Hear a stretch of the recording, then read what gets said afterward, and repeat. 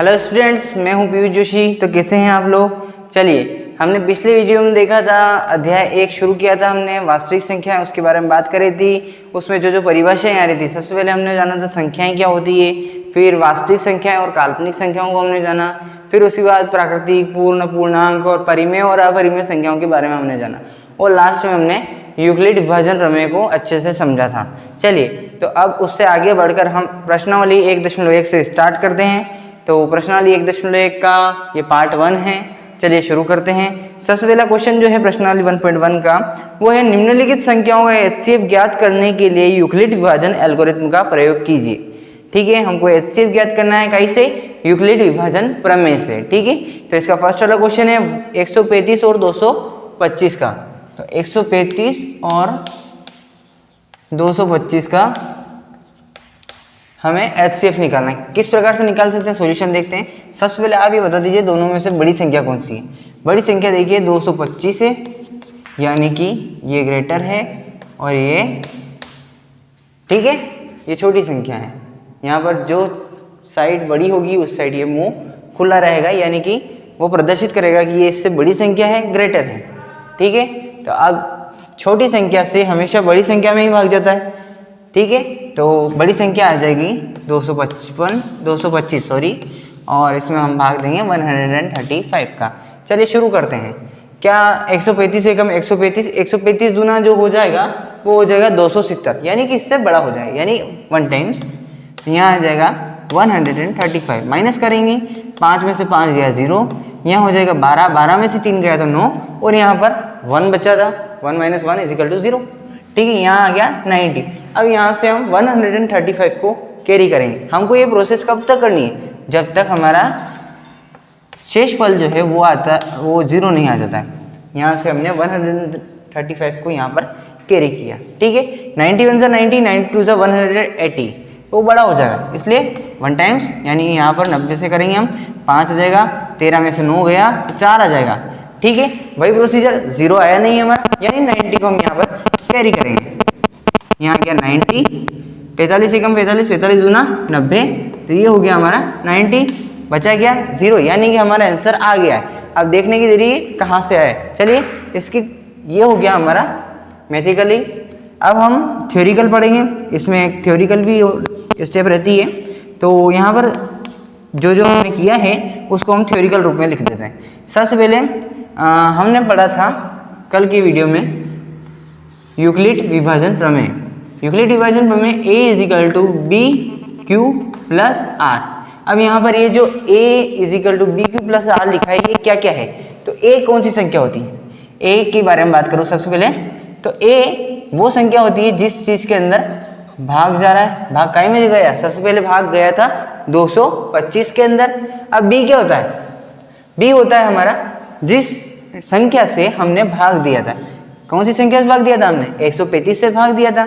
अब Q क्या है, जिस चीज से भाग दिया था उसके साथ काई का गुणा किया, 1 का, यानी 135 से कम 135, तो वो यहाँ पर आया था। ठीक है, यहाँ अगर यहाँ 2 होता तो यहाँ क्या आ जाता 270।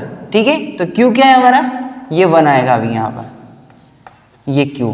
और R क्या है, R जो है वो रहता है शेषफल, ये 90, ये 45, और यहाँ आकर ये 0 हो गया, तो ये है हमारा R, यानी कि शेषफल। स्टेप 1 इसी समीकरण के अंदर हमें ये मान रखने हैं, तो वो हो जाएगा हमारे स्टेप 1 या फिर चरण 1। चलिए शुरू करते हैं। A क्या था हमारा, सबसे पहले 225 था, बराबर B क्या था 135 गुणित 1 प्लस R क्या था 90। क्या यहाँ पर R = 0 आ गया, यानी शेषफल 0 आ गया, नहीं आया है, यानी R ≠ 0। स्टेप सेकंड करेंगे। स्टेप सेकंड में A क्या था हमारा, स्टेप सेकंड में A था हमारा 135, फिर B क्या था 90, और काय का गुणा किया था हमने 1 का, और शेषफल क्या है हमारे पास 45। क्या यहाँ R = 0 आ गया, नहीं आया है, तो नहीं आया भाई। फिर थर्ड स्टेप क्या करेंगे हम, थर्ड स्टेप है यहाँ पर क्या था, A 90, काय से भाग दिया हमने 45 से, काय का गुणा किया हमने 2 का, तो यहाँ 2 आ गया, बचा क्या हमारे पास 0, तो यहाँ R = 0, R = 0, ये हमारा क्वेश्चन हो गया। ठीक है, अब यहाँ पर जो आंसर है वो क्या है ये देख लेते हैं। जब तक r 0 नहीं आ जाता है हमको ये प्रोसीजर करना ही है। और यहाँ r आ जाता है उस टाइम पे यहाँ पर r इजिकल टू 0 आ गया था, यानी शेषफल 0 आ गया। तो यहाँ पर आते आते हमने कौन सी संख्या का भाग दिया था? 45 का भाग दिया था, तब जाकर हमें r इजिकल टू 0 मिला, यानी हमारे एचसीएफ कितना आ गया यहाँ पर 45। ये हमारा आंसर है। चलिए सेकेंड वाला क्वेश्चन करते हैं। 196 और 38,220 का, ठीक है। बड़ी संख्या कौन सी देख सकते हैं आप? 38,220। तो यहाँ पर ये इस साइड हो जाएगा और 196 से हम भाग देंगे। तो 196 से हम भाग देंगे, 38,220 यहीं रहेगा। चलिए सॉल्यूशन करना शुरू करते हैं। यहाँ पर 3 डिजिट है और यहाँ पर 5 डिजिट है, तो 3 संख्या से शुरू करते हैं। 196 1 जा 196, 196 2 जा, मतलब ये 200 के करीब है, यानी कि 400 तक हो जाएगा, है ना। चलिए तो यहाँ पर हम करेंगे एक टाइम में, यहाँ पर 196 आ जाएगा, माइनस करेंगे, यहाँ आ गया कुछ भी नहीं है, 2 है यानी 12 हो जाएगा। 12 में से 6 गया तो 6 यहाँ हो जाएगा। एक इधर की साइड कैरी किया था, यहाँ 8 था, तो यहाँ कितना हो जाएगा 7। फिर 7 से 9 को माइनस कर नहीं सकता हूँ, माइनस में आंसर आ जाएगा, इसलिए यहाँ से एक कैरी करेंगे। तो 17 में से 9 गया तो कितना आ जाएगा 8, और यहाँ पर 2 था, 2 में से 1 गया तो 1, ठीक है। अब ऊपर से हम 2 को कैरी करेंगे, ठीक है। 2 को कैरी किया हमने। अब यहाँ पर देखते हैं 196 के अंदर ये भाग ये संख्या आती है क्या? यहाँ पर ये जो मेथड थी ये वाली, उस तरह से यहाँ नहीं होगा, क्योंकि यहाँ पर देखिए यहाँ 135 थी, इससे छोटी संख्या आई थी, फिर 90 था तो यहाँ पर 45 आ गया, और 45 के पास 0 आ गया। और यहाँ पर देखिए यहाँ 196 से बड़ी संख्या ही आ रही है, तो देखिए यहाँ पर एक ही बार में भाग चला जाएगा। तो देखते हैं कितनी बार जाएगा हमारा भाग, ठीक है। तो भाग देके देखते हैं अपन। यहाँ पर भाग देंगे 196 का 10 टाइम करते हैं हम, तो कितना आ जाएगा? 0 लग जाएगा पीछे, 1960 आ जाएगा। तो वो संख्या इससे बड़ी हो जाएगी, यानी कि एक संख्या कम कर देते हैं हम। 10 से किया था तो 9 से करते हैं। तो 196 इंटू 9,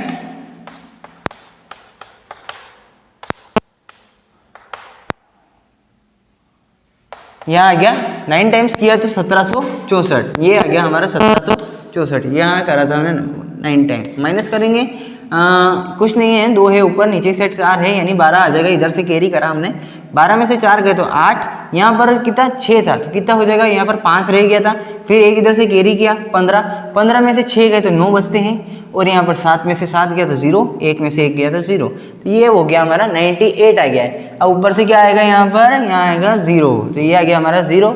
अब 196 के पहाड़े के अंदर, टेबल के अंदर 980 आता है क्या? जी हाँ, 5 टाइम्स में आता है। तो यहाँ आ गया 5 टाइम, यहाँ आ गया 980। जब इन दोनों का आपस में गुणा करेंगे तो ये आ जाएगा 0, ठीक है। यहाँ माइनस किया हमने तो आ गया 0। चलिए तो यहाँ पर एचसीएफ क्या आ जाएगा हमारा? एचसीएफ वो जिस चीज़ से हमने भाग दिया और जिस संख्या से हमने भाग दिया और भाग देने पर हमें 0 की प्राप्ति हुई। कौन सी संख्या से भाग दिया था? 196 का, तो ये आ गया हमारा 196 यहाँ पर आंसर। चलिए थर्ड वाला जो क्वेश्चन है उसको करते हैं हम। ये तीनों ही क्वेश्चन बहुत आईएमपी है, पहला और दूसरा तो बहुत ही ज़्यादा आईएमपी है। चलिए शुरू करते हैं। क्या है संख्या? 867 और 255। 867 और 255 करें शुरू। तो यहाँ आ गया 255, यहाँ आ गया बीच में 867। बड़ी संख्या कौन सी अपनी? 867। तो यहाँ पर प्रदर्शित करते हैं 867 बड़ा है 255 से। चलिए शुरू करते हैं। यहाँ पर 255 है, यहाँ पर 867 है। 255 है यानी कि 2 बार गुणा करेंगे तो 500 के तकरीबन आएगा हमारा आंसर, और 3 टाइम्स करते हैं तो 700 750 के आसपास आएगा। तो 3 टाइम्स में जाएगा, क्योंकि 4 बार करेंगे तो ज़्यादा हो जाएगा। तो 3 टाइम्स करेंगे तो कितना आएगा हमारा? 3 टाइम्स करा तो आ गया हमारा 765, ठीक है। 3 टाइम हमने मल्टीप्लाई करा तो हमारा आ जाएगा 767। यहाँ 3 आ जाएगा। 7 में से 5 गया तो 2, 6 में से 6 गया 0, 8 में से 7 गया 1, यहाँ आ गया 102। अब यहाँ पर देखिए, यहाँ बड़ी संख्या यहाँ छोटी संख्या, ऐसा हो नहीं सकता है, तो ये बड़ी संख्या यहाँ आ जाएगी, ठीक है। अब देखते हैं 102 एकम 102 और 102 दूना 204 हो जाएगा, यानी 2 बार यहाँ आ गया 204। 5 में से 4 गया तो 1, 5 में से 5 गया तो 5 में से 0 गया तो 5 ही आ जाएगा। और यहाँ पर 0 आ जाएगा। यहाँ 102 है, ये छोटी संख्या 51, तो ये 102 यहाँ आ जाएगा। तो 51 एकम 51, 51 दूना 102। अरे वाह यार, बहुत ही अच्छे से हमारा ये क्वेश्चन सोल्व हुआ। यहाँ आ गया हमारा HCF 0।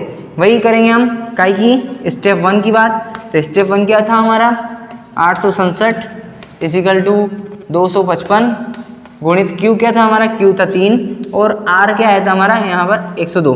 क्या यहाँ R इजिकल टू 0 आ गया, नहीं आया, तो R not equal to 0। Step second करेंगे। स्टेप सेकंड में हमने A क्या माना, A था हमारा 255, B क्या था 102 और Q क्या था 2 और R क्या आया हमारा 51। क्या R इजिकल टू 0 आ गया, नहीं आया, तो R नॉट इजिकल टू 0। यहाँ पर थर्ड स्टेप करेंगे। थर्ड स्टेप में हमारा जो A था वो आ गया था 102, B था हमारे 51 इंटू मल्टीप्लाई करा था हमने 2 का और R क्या है हमारा 0, तो R आ गया R इजिकल टू 0। ठीक है, R 0 आ गया। तो इस टाइम में हमने किस संख्या से भाग दिया था, तो इस टाइम पे हमने 51 से यानी B से भाग दिया था। तो HCF क्या आ गया हमारा, HCF इजिकल टू 51। ये हमारा सिंपल सा मेथड, ये होगा सवाल। चलिए अब हम शुरू करते हैं। इसका सेकंड वाला क्वेश्चन क्या था, तो सेकंड वाले क्वेश्चन को देखते हैं हम। सेकंड वाला क्वेश्चन भी है बड़ा ही इजी, जो हमें बहुत ही IMP है और अच्छे से समझना रहेगा। चलिए शुरू करते हैं। दर्शाइए कि कोई भी धनात्मक विषम पूर्णांक, धनात्मक विषम पूर्णांक की बात कर रहा है। दर्शाइए कि कोई भी धनात्मक विषम पूर्णांक 6q + 1 या 6q + 3 या 6q + 5 के रूप का होता है, जहां q कोई पूर्णांक है। चलिए शुरू करते हैं। क्या करना है अपने को, माना, क्योंकि इसमें दे नहीं रखा है, हमको ज्ञात करना है। माना A एक धनात्मक विषम पूर्णांक है, विषम पूर्णांक है, ठीक है, विषम पूर्णांक है। अब यहाँ पर आप एक चीज देखिए, एक लॉजिक लगाते हैं अपन। लॉजिक तो लगाना पड़ेगा, अपन मैथ्स के स्टूडेंट है। यहाँ पर बात करी है इन्होंने 6q + 1, 6q + 3, 6q + 5। चलिए ये इन की बात करिए क्वेश्चन में, तो हम एक लॉजिक लगाते हैं। यूक्लिड विभाजन एल्गोरिथम में क्या था हमारा, A = BQ + R। ठीक है, यहाँ पर देखिए ये BQ + R उससे मैच खा रहा है, यानी इसकी तुलना उससे करते हैं। तो यहाँ देखिए R का मान तो बार बार बदल रहा है, R को छोड़ दें, Q तो ऐसा का ऐसा ही रहेगा। ठीक है, और यहाँ पर B का मान देखिए 6 6 6, यानी मैं B को 6 मान लूँ। ठीक है, तो यहाँ B = 6। ठीक है, अब मैंने आपको फर्स्ट वीडियो में बताया था R जो होता है वो हमेशा B से छोटा होता है। तो R जो रहेगा हमारा, R जो है हमारा B से हमेशा छोटा रहेगा। ठीक है, R है हमारा B से छोटा रहेगा, R B से छोटा रहेगा। तो R के मान क्या क्या आ जाएंगे हमारा, छोटा है, यानी 0 1 2 3 4 और ये 5, ये हमारे मान आ गए। ये R छोटा है, इस वजह से यहाँ पर हमारे ये मान आए हैं। ठीक है, अब हम यहाँ पर शुरू करते हैं यूक्लिड विभाजन प्रमेय से। मैं पूरा नहीं लिख रहा हूँ, आधा ही लिख रहा हूँ। यूक्लिड विभाजन प्रमेय केवल समझने के लिए। यूक्लिड विभाजन प्रमेय, यूक्लिड विभाजन प्रमेय रहता क्या है, ये लिख रखा मैंने, A = BQ + R, ये हो गया। अब यहाँ पर हमें एक एक करके इनका मान रखना शुरू करना है। ठीक है, तो करते हैं शुरू। A = सबसे पहले कहाँ से स्टार्ट करें, 0 से स्टार्ट करते हैं। जब R = 0, यहाँ पर स्टेप 1 सॉरी केस 1 कर दिए, केस फर्स्ट, R = 0 रखा, तब A = B की जगह क्या रखा था 6, Q ऐसा कैसे, R = 0, यानी A का मान क्या आ जाएगा 6Q, ये हो गया हमारा। फिर देखते हैं, इनको मैं समीकरण 1 कर लेता हूँ, है ना, समझने के लिए। समीकरण 1 करना जरूरी नहीं, ये केवल समझने के लिए। अब R = 1 रखते हैं अपन, A = 6Q + 1, यही आएगा। इसके अलावा आगे की साइड ठीक है, ये समीकरण 2 रख लेते हैं अपन। केस 3, केस 3 में हम R = 2 रखते हैं। तो R जब 2 रखेंगे तो A = 6Q + 2, यही आएगा। इसके अलावा और क्या आएगा, ठीक है, ये आ गया हमारा समीकरण 3। इसके बाद समीकरण 4 की बात करें, केस 4 की, केस 4 की बात करें तो R = 3, R = 3 रखा, तो A = 6Q + 3, ये यहाँ 3 रख दिया, ये हमारी समीकरण 4 बन गई है। ठीक है, r इजिकल टू 4 रखेंगे हम, ये केस कौन सा था, 4 था, तो ये आ गया 5। r इजिकल टू 4 रखा तो a इजिकल टू 6 प्लस 4, ये हमारी समीकरण, ये केस छठा।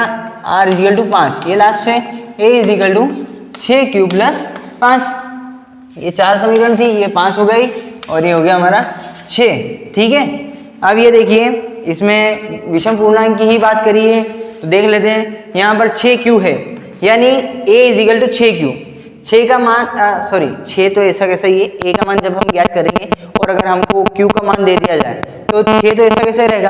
अब इसमें q का मान जो है तो अगर 1 होगा तो 6 कम 6, 6 दूना 12, 6 दिया 18, मतलब सारी सारी हमारे पास सम संख्या आएगी, तो यहाँ पर ये सम संख्या आएगी। ठीक है, हमको विषम पूर्णांक चाहिए, यहाँ पर ये सम पूर्णांक आएगा।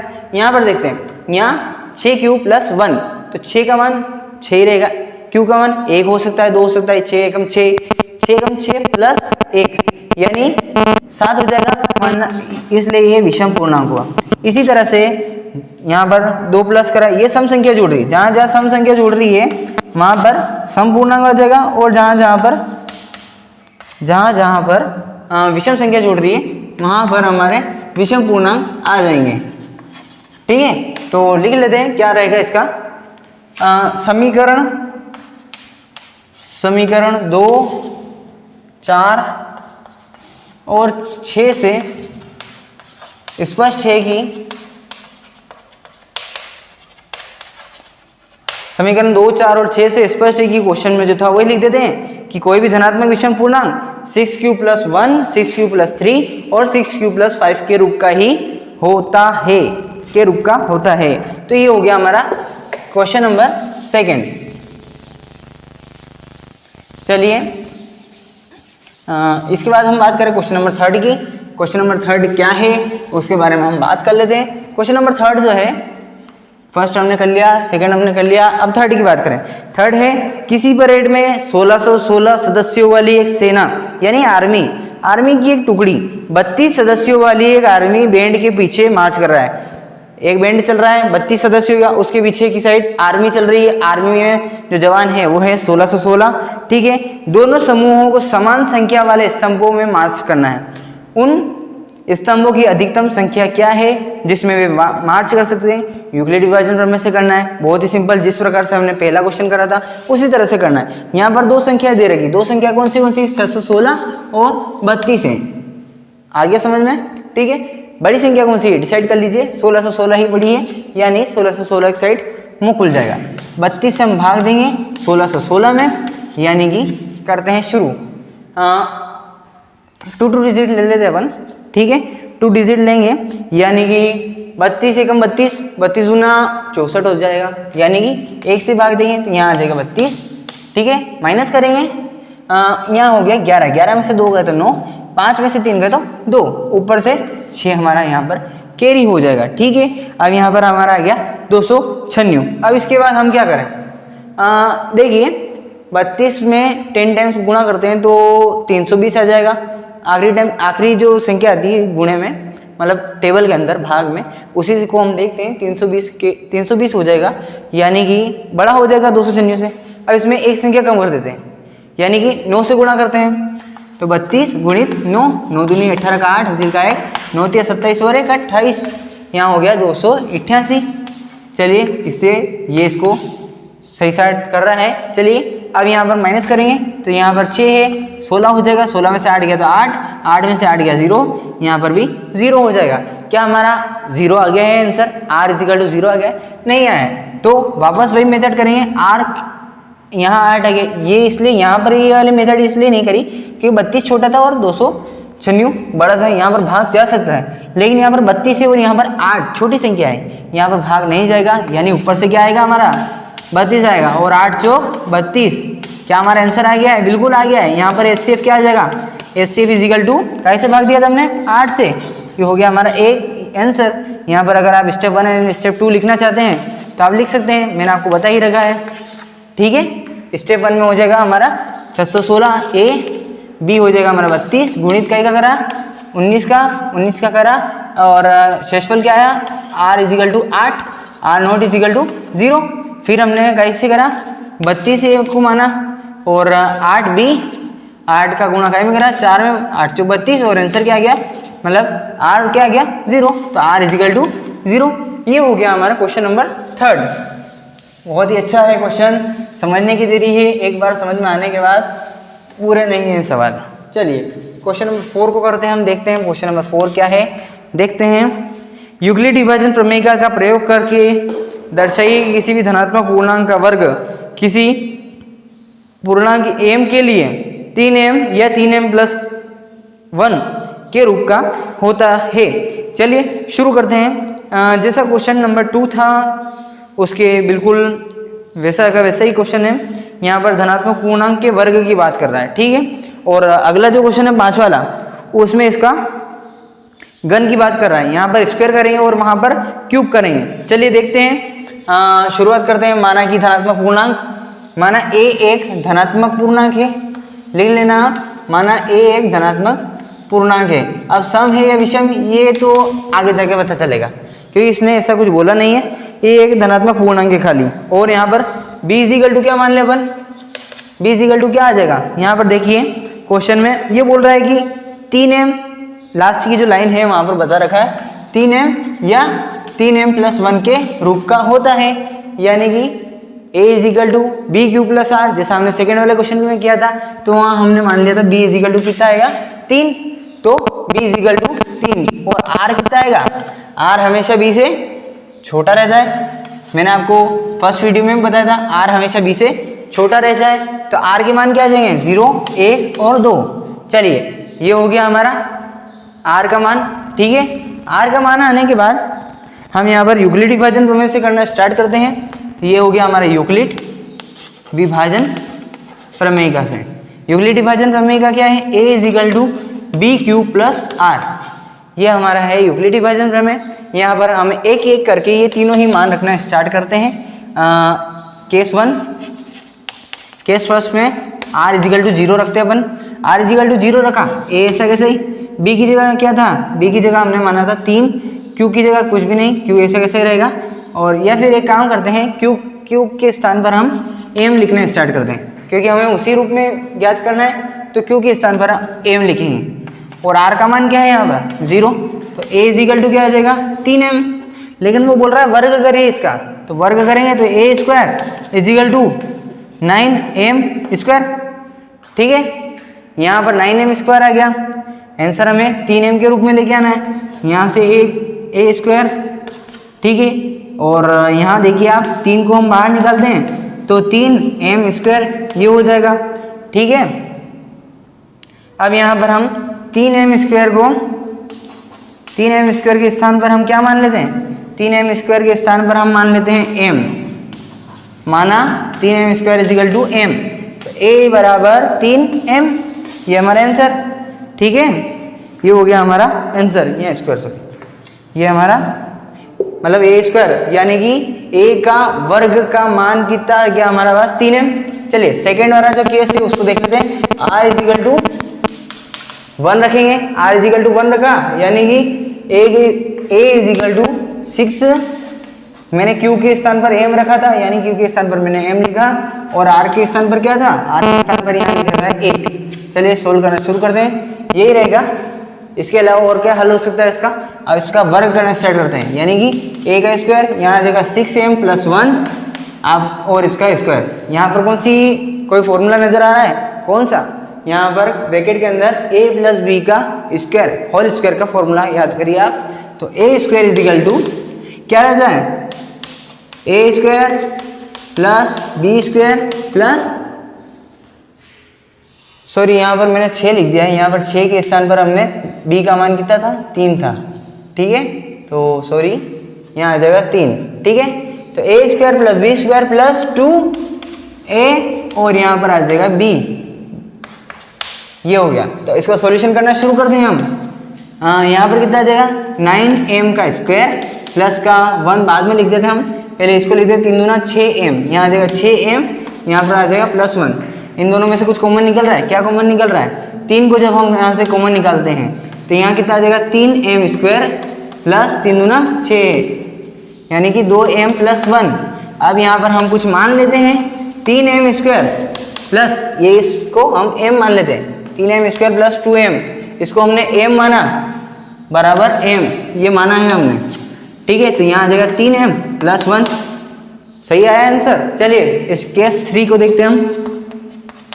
केस 3 क्या है, r इजिकल टू 2, ठीक है, r इजिकल टू 2 माना, मान रखेंगे a equal to 3m plus 2, ठीक है।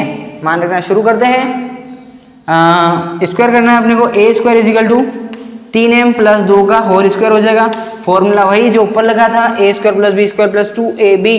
चलिए a square equal to 3m का होल स्क्वायर प्लस b का स्क्वायर यानी 2 का स्क्वायर प्लस 2ab। 2a का मान क्या है 3m और b का मान क्या है हमारा, b का मान है 2, ये आ गया। इसका सॉल्यूशन करना शुरू करते हैं। a square equal to 3m का स्क्वायर यानी 9m का स्क्वायर हो जाएगा, यहाँ 2 दूनी 4, 4 को बाद में लिखते हैं हम, लिखने में अच्छा रहेगा। यहाँ पर आ जाएगा 3 दूना 6, 6m 6 दूनी 12, यहाँ आ जाएगा हमारा 12m और लास्ट में मैं लिख देता हूँ 4, ठीक है। वो 4 को मैंने बाद में लिखा है। यहाँ से कुछ कॉमन निकल रहा है इन दोनों में से, क्या निकल रहा है देखते हैं। यहाँ से 3 को कॉमन निकाल सकते हैं हम, तो 3 को कॉमन निकाला तो 3m का स्क्वायर प्लस 3 चौक 12, 4m प्लस 4, क्या मानेंगे हम, वही जो ऊपर माना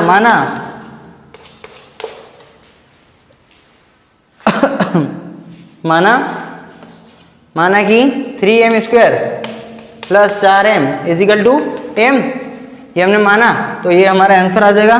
a का square equal to 3m plus 4, ये आ गया हमारा आंसर। चलिए बहुत ही अच्छा क्वेश्चन था। यहाँ पर 4 नहीं आना चाहिए, तो यहाँ पर एक स्टेप भूल गए हम, 3 प्लस 1, ठीक है। यहाँ से हमने 3 को कॉमन निकल लिया, तो यहाँ प्लस का 1 भी अंदर चला जाएगा और यहाँ पर बचेगा लास्ट में क्या 1, तो यहाँ पर आ जाएगा 3m plus 4m, 3m square plus 4m plus 1 को हमने m माना, ठीक है। तो ये आ जाएगा 3m प्लस 1, ये हमारा आंसर हो गया। चलिए ये हो गया हमारा चौथा क्वेश्चन। समीकरण 1, ये समीकरण 1 मान लेते हैं, इसको समीकरण 1, समीकरण 2 और ये आ गया समीकरण 3। इनसे स्पष्ट होता है कि धनात्मक पूर्णांक का वर्ग करने पर 3m या 3m प्लस 1 का रूप ही आता है। पांचवा देख लेते हैं हम, पांचवा क्वेश्चन देखते हैं। पांचवा क्वेश्चन तो बहुत इजी है, पांचवा क्वेश्चन सेम ऐसा ही है, खाली उसमें घन करना है और यहाँ पर हम कर रहे थे वर्ग कर रहे थे यानी स्क्वायर कर रहे थे। अब पांचवा जो लास्ट क्वेश्चन है इस प्रश्नावली का, उसमें हम करेंगे घन।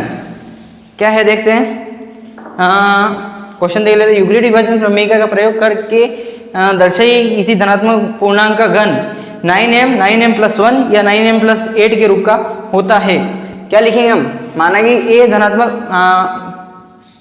क्या लिखेंगे हम, क्वेश्चन में देख लेते हैं। धनात्मक पूर्णांक का घन की बात कर रहा है, तो माना धनात्मक पूर्णांक a धनात्मक पूर्णांक है और b इजिकल टू क्या आएगा, इसमें भी वही बात कर रहे हैं, इसमें बात कर रहे हैं 9m प्लस 1 या 9m प्लस 8, तो 9 का यूज करेंगे हम b के स्थान पर। बहुत बड़ा क्वेश्चन हो जाएगा, इसलिए उसको घन करना है ना, तो अपन 3 करते हैं, 3 का घन, ठीक है। तो हम लिख लेते हैं यहाँ पर 3, यहाँ आ जाएगा 3m, ठीक है। तो b इजिकल टू हम मानेंगे 3, ठीक है। और उसके बाद r का मान क्या आएगा, r का मान 3 से छोटा रहेगा, यानी 0, 1 और 2 3 बार ही करते हैं। अगर यहाँ पर मैं b को 9 मान लेता हूँ, 9 मान लेते तो b यानी कि r का मान कितना आएंगे, 0, 1, 2, 3, 4, 5, 6, 7, 8, 9 मान आएंगे, इसलिए यहाँ पर 3 करा हमने, ठीक है। तो सॉल्यूशन करना शुरू करते हैं। यूक्लिड विभाजन प्रमेय लिखी हुई a equal to bq plus r और q को हम m मानेंगे, क्योंकि m के रूप में ही हमें ज्ञात करना है, ठीक है। तो यहाँ पर स्टार्टिंग से ही हम ले लेते हैं q के स्थान पर m, यहाँ पर r इजिकल टू केस 1 करना शुरू करते हैं। तो r इजिकल टू क्या रखेंगे हम, 0 रखेंगे। तो a इजिकल टू b के स्थान पर क्या है 3, q के स्थान पर क्या है, सॉरी q के स्थान पर यहाँ पर नहीं हम रखा, और यहाँ पर 0 है, 0 का कोई रोल नहीं रहेगा, 3m प्लस 0 करेंगे तो 3m ही आ जाएगा। अब यहाँ पर इसका घन करेंगे, a की घात 3 इजिकल टू 3m की घात 3, ठीक है, a की घात 3 बराबर 3 तिया 9, 9 तिया 27, 27m की घात 3। यहाँ पर हम कुछ कॉमन निकाल लेते हैं।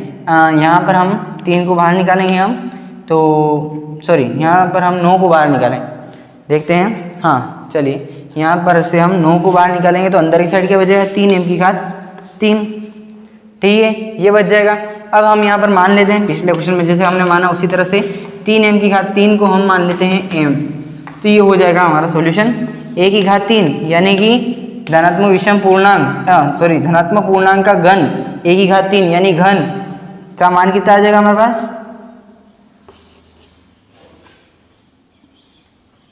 सॉरी यहाँ पर हम 3 को बाहर निकालेंगे और 9 अंदर रहेगा, ठीक है, तो यहाँ आ जाएगा 9m², या फिर हाँ सॉरी वो पहले वाला ही सही था, यहाँ क्या था 3 और यहाँ पर था 3, बाहर की साइड था हमारा 9, ठीक है, तो यहाँ आ जाएगा 9 और इसको हमने क्या मान लिया m, तो ये आ गया 9m, ये आ गया हमारा स्टेप 1 मान लीजिए इसको। चलिए तो अब हम बात करते हैं केस 2 की। तो इसका केस 2 क्या होगा, केस जो सेकंड है उसमें r = 1 आ जाएगा, r = 1, तो मान रखते हैं हम a = b की जगह क्या रखना है हमको, b की जगह है 3m + 1। चलिए अब इसका क्यूब करना है, यानी कि a की घात 3 = 3m + 1 का होल क्यूब करना है। तो ये एक फॉर्मूला बन रहा है a + b का होल क्यूब का, तो देखते हैं a + b के होल क्यूब का फॉर्मूला क्या है, a का क्यूब प्लस b का क्यूब यानी a का cube plus 3a² b plus 3a b का स्क्वायर यानी 1 का स्क्वायर। चलिए इसको सोल्व करते हैं। a की घात 3 = यहाँ क्या हो जाएगा, 3 तिया 9, 9 तिया 27, m की घात 3 प्लस में यहाँ 1 का क्यूब है यानी 1 ही रहेगा, और यहाँ हो जाएगा 3 तिया 9, 9 तिया 27, m की घात 2 प्लस यहाँ क्या हो जाएगा 3 तिया 9m, और लास्ट में 1 का इंटू हो जाएगा, तो 1 का इंटू का कोई फर्क नहीं पड़ता है। चलिए अब यहाँ का जो ये प्लस है इसको मैं पीछे की साइड लिख देता हूँ ताकि अपने कॉमन निकालने में आसानी रहे, सुविधा रहे। तो a की घात 3 यहाँ से मैं निकालूंगा, 9 को कॉमन निकालते हैं। चलिए तो 9 तिया 27, 3m की घात 3 प्लस 9 तिया 27 यानी 3m² प्लस 9 एकम 9, यहाँ रह जाएगा m, और यहाँ प्लस में 1 है ही है पीछे की साइड। अब जिस तरह से अपन ने यहाँ माना, पिछले क्वेश्चन में माना, उसी तरह से यहाँ पर भी इस ब्रैकेट को पूरे को हम m मान लेते हैं। साइड में आप लिख दीजिएगा कि इसे m मानने पर, तो 9m + 1, ये हो गया हमारा इक्वेशन 2, ये इक्वेशन फर्स्ट, ये इक्वेशन 2। अब केस 3 की बात करते हैं हम। तो केस 3 में क्या करना है, r = 2, तो a बराबर 3m + 2, यहाँ जाएगा 2, 3m + 2। चलिए अब इसका क्यूब करना है, यानी a की घात 3, 3m + 2 का होल क्यूब। यहाँ फिर से फॉर्मूला बन रहा है, a की घात 3 यानी 3m का क्यूब प्लस b की घात 3 यानी 2 का क्यूब प्लस 3a यानी 3m और 3a² b यानी कि 2, और प्लस में आ जाएगा 3a² और a b का स्क्वायर, ये हो गया। चलिए करते हैं इसका सॉल्यूशन। ठीक है, a की घात 3 बराबर 3 तिया 9, 9 तिया 27, m की घात 3 प्लस 2 दूनी 4, 4 दूनी 8, ये हो गया 2 का क्यूब, यहाँ हो जाएगा 3। अब ये क्या हो जाएगा, इसका स्क्वायर करेंगे तो 9m², यहाँ हो जाएगा 9m² और 2 तो है ही, इंटू में 2 प्लस यहाँ 3 है, इसका कर देते हैं 3 तिया 9m और पीछे की साइड आ जाएगा 2 दूनी 4। चलिए अब एक बार और सोल्व कर लेते हैं। यहाँ क्या हो रहा है, 27m की घात 3 प्लस का 8 है, इसे बाद में लिखेंगे।